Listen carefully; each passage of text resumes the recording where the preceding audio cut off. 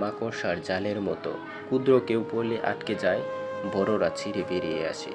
ধৈর্যশীল ব্যক্তির ক্রোধ থেকে সাবধান। আমি জানি না বলতে শেখায় সবচেয়ে বড় শিক্ষা। যাহা তুমি দেখাও তার চেয়ে বেশি তোমার থাকা উচিত, যা তুমি জানো তার তুলনায় কম বলা উচিত।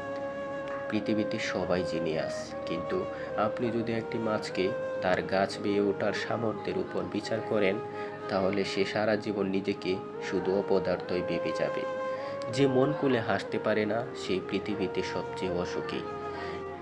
যে পুরুষ একটি নারীকে বুঝতে পারে, সে পৃথিবীর যে কোনো জিনিসকে বুঝতে পারার গৌরব করতে পারে।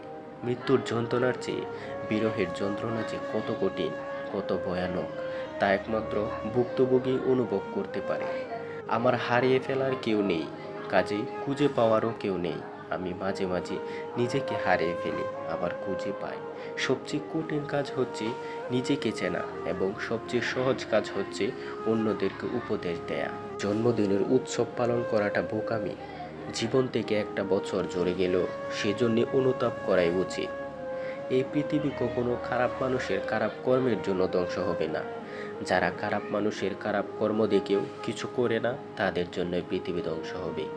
আমি বলবো না আমি 1000 বার হেরেছি, আমি বলবো যে আমি হারার 1000টি কারণ বের করেছি। টাকার বিনিময়ে শিক্ষা অর্জনের চেয়ে অশিক্ষিত থাকা ভালো। দেশপ্রেমিকের রক্তই স্বাধীনতা বৃক্ষের বীজ স্বরূপ। ভাগ্য সবার দুয়ারে আসার জন্য অপেক্ষা করে, কিন্তু উপযাচক হয়ে আসে না, ডেকে আনতে হয়।